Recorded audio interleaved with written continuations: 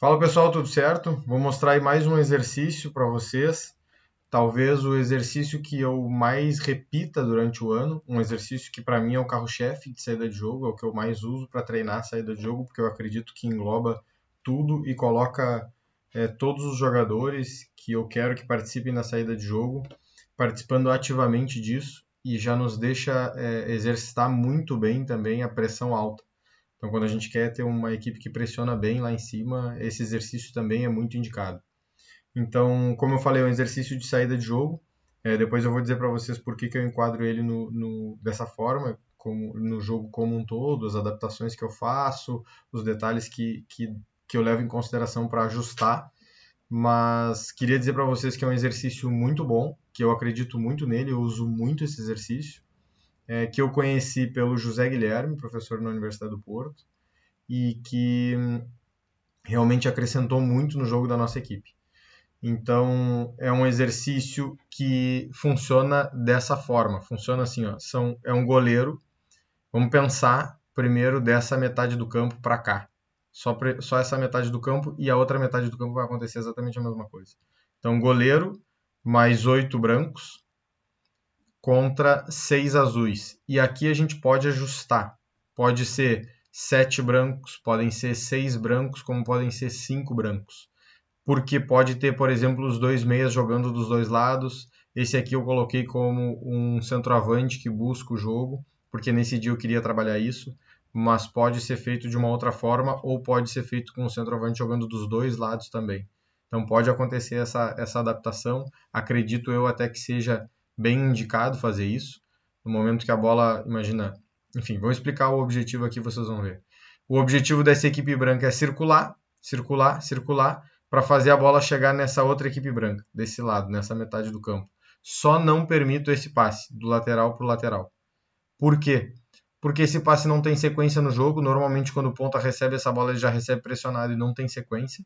Então, esse passe eu não permito aqui na regra. E também porque, senão, esse jogador vai vir para cá, por exemplo. Esse jogador vai vir para cá e eles vão trocar aqui uma sequência de passes muito rápido e vão pontuar. E não faz sentido isso para o jogo. Como é que o exercício acontece? Eles viram o jogo, chegam nesse branco. Esse branco vai fazer a bola chegar aqui rápido, mas não vai valer nada, então o azul vai deixar. Vai fazer a bola chegar num desses três jogadores rápido, e aí sim, no momento que a bola chega num desses três jogadores, a equipe azul passa a pressionar. Então vai acabar, por isso que eu chamo saída e saída. Então uma saída de jogo aqui, saída de jogo aqui, chegou aqui, saída de jogo, chegou, saída de jogo, chegou, saída de jogo. Eles ficam constantemente fazendo isso. Então, por isso que eu acho que é um exercício muito rico, eu coloco muita gente a fazer e a entender, e eu consigo ter um equilíbrio de descanso. Enquanto esses estão fazendo, esses estão descansando. Enquanto esses aqui estão fazendo, os outros estão descansando. Então, a gente consegue ter esse equilíbrio garantido nesse exercício. Muitas vezes eu reduzo um pouco o corredor lateral, diminuo um pouco aqui, e do outro lado também, né, obviamente. Por quê? Porque assim eles recebem a bola mais pressionados, eles têm que pensar antes, eles têm que movimentar antes, eles têm que ter apoio já antes de receber a bola. Porém, qual é o problema disso? Que eles saem da dimensão correta do campo, que eles saem das referências iguais à do campo. Por exemplo, assim, esse jogador, se ele está jogando bem aberto e esse aqui está jogando sozinho e ele vem fazer um apoio aqui, ele não pode fazer um apoio curto, ele tem que fazer um apoio mais longo. E se ele tem que chegar aqui mais perto para poder ter um passe curto, se a bola é virada para o outro lado, vamos imaginar que a bola é circulada, esse jogador que estava aqui vai ter que correr até o outro lado. Então ele vai ter que antecipar essa virada, vai ter que perceber, ou a gente vai ter que ter um mecanismo de um outro jogador cair nessa posição para que a gente possa ter essa sequência ofensiva desse outro lado, para que a gente possa ter essa linha de passe do outro lado. Então eu acredito que o tamanho do campo é importante a gente reduzir para passar algum conceito, para obrigar que eles tenham velocidade no jogo, mas também é importante a gente manter o tamanho normal do campo, o tamanho da regra, porque assim eles vão se adaptar a usar o mesmo espaço que eles têm que usar e as mesmas referências que eles têm que usar durante o jogo. Então o exercício tem essa regra, tem esse formato e é jogado desse jeito. Acredito eu que é um exercício muito bom, que nos permite um acréscimo muito grande na saída de jogo, principalmente se ele for combinado com um exercício anterior que passa toda a parte conceitual de homem livre, de atacar o espaço, dessas questões do 1 contra 1, do 2 contra 1, desculpa. Acredito eu que seja um exercício muito rico nesse sentido. Então, se a gente conseguir fazer essa conjugação de um exercício introdutório para esse, depois colocar esse aqui, o acréscimo na saída de jogo com certeza vai ser muito bom. Obviamente depende muito da nossa intervenção, de como é que a gente conduz o exercício, de como é que a gente coloca o conteúdo, mas com certeza é um exercício muito bom e vai ajudar todo mundo aí na sua prática, no seu treinamento, no desenvolvimento da sua equipe. Mas aqui, o conteúdo que eu quero trabalhar é que eles têm que aprender a movimentar esses jogadores aqui para conseguir criar alguma vantagem e aproveitar essas situações de 2 contra 1 e manter sempre essas situações de 2 contra 1 usando os jogadores que estão livres. Como é que eles vão fazer isso? Vamos imaginar aqui, por exemplo. Bola nesse zagueiro. Esse jogador vai pressionar. Normalmente esse jogador fecha aqui. E eles vão ter que, de alguma forma, chegar no jogador livre. Nesse caso, ficou esse. Quanto mais rápido eles chegarem aqui, mais ele progride. Se ele conseguir progredir, quem saltar nele, o jogador adversário que vier nele, vamos imaginar que o que veio nele foi esse jogador, saltou nele, a bola tem que vazar aqui. Automaticamente, ele tem que se aproveitar desse 2 para 1. Se ele progredir e esse jogador ficar mais aberto e esse aqui saltar, a bola tem que entrar aqui automaticamente. Como vai entrar exatamente eu não sei. Pode ser que esse jogador esteja pressionado, esse aqui esteja pressionado por esse, e a bola possa entrar aqui e ele fazer uma ponte para esse, porque esse aqui correu, né? Como pode acontecer várias outras coisas, como por exemplo esse aqui sair desesperado e a bola entrar nesse, pelo goleiro, ou direto, ou por uma ponte desse aqui, não sei. Mas a bola tem que entrar no jogador que estiver livre. Então aqui a gente vai aplicar num contexto maior o trabalho feito em exercícios mais reduzidos, onde a gente vai criar esse conceito do homem livre, do 2 contra 1, de como é que a gente aproveita e como é que a gente progride no campo. Aqui é muito importante os zagueiros terem a capacidade de atacar os espaços.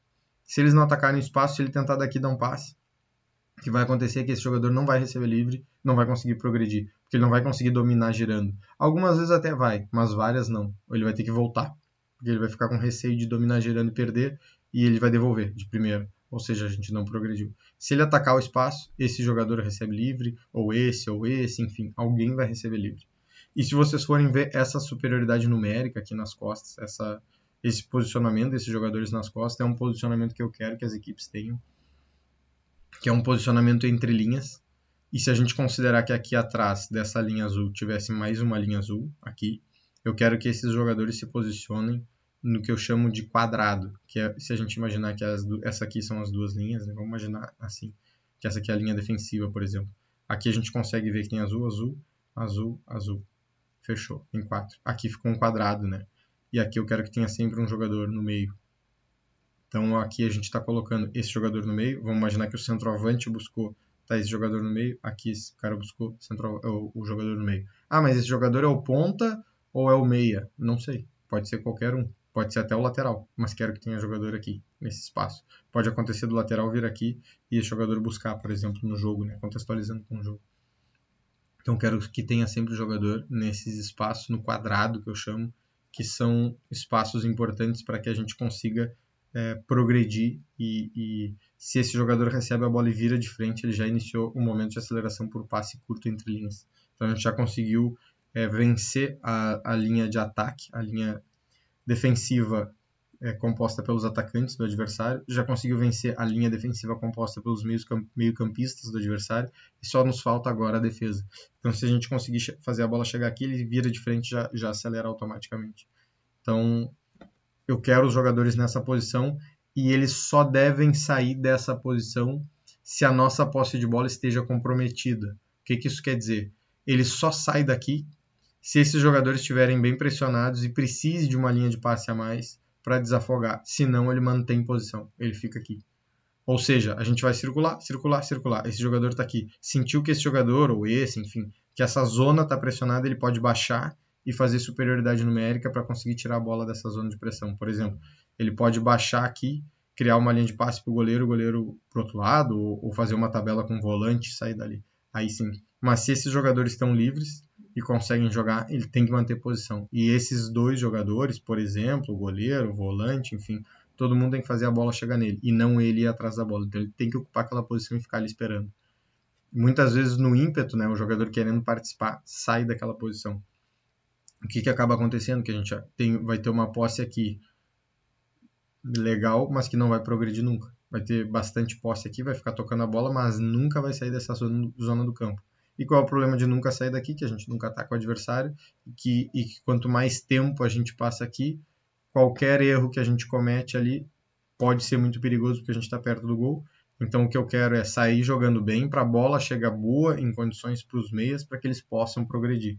Eu não quero ficar ali tocando bola. Então aqui a gente vai criar situações para que a bola chegue nesses jogadores para que eles consigam progredir. E aqui vocês podem ver como é que vai acontecer em relação como é que vai acontecer dos princípios da organização ofensiva, da transição ataque-defesa, da organização defensiva e da transição defesa-ataque. Aqui a gente já consegue ver tudo. Já consegue entender tudo que vai acontecer e como um exercício de saída de jogo praticamente vai bater na mesma tecla de outros exercícios de saída de jogo, só que agora num contexto muito maior, por isso um exercício com uma complexidade maior. Por que eu não considero um exercício de complexidade 10, por exemplo? Porque se a gente for ver, o jogo é dessa linha para trás. E aqui ele só tem um passe para dar. Só tem passe para dar, não é só um, né? Mas só tem passe para dar. Quando a bola passou para cá, pronto. Esses aqui já não estão mais ativos no exercício, a bola só vai ter que chegar aqui. Eles vão deixar, né? O azul aqui vai deixar. Entrou nesse aqui, por exemplo. Pois já era, agora eles vão ter que botar a bola aqui. Eles não vão deixar entrar nesse aqui, logicamente, mas depois que entrou, eles têm que deixar a bola chegar aqui para reiniciar. Então, o que eu considero uma complexidade 8? Porque é um exercício de goleiro mais 8 contra 6, não é 10 contra 10. Se fosse 10 contra 10, consideraria um exercício de complexidade 10, por exemplo, que é o máximo. Porque é o máximo de jogadores, é o máximo de espaço, é o mais complexo de todos. Então, coloco um exercício de complexidade 10. Se fosse mudar a complexidade, colocaria para 7. Mas, enfim, é um debate que não é só um detalhe, só para a gente ter algum controle e ter alguma noção do que está acontecendo, do que eles estão sendo expostos, do quanto isso eles precisam gastar da cabeça de pensar nisso para fazer esse exercício, para ir bem nesse exercício. Depois, o tempo de exercitação, por ser um exercício maior, por o jogador fazer e parar, manter posição, fazer e parar, mas ao mesmo tempo, quando participar, muitas vezes ter deslocamentos maiores, a gente usa 7 minutos com 3 a 4 minutos de recuperação.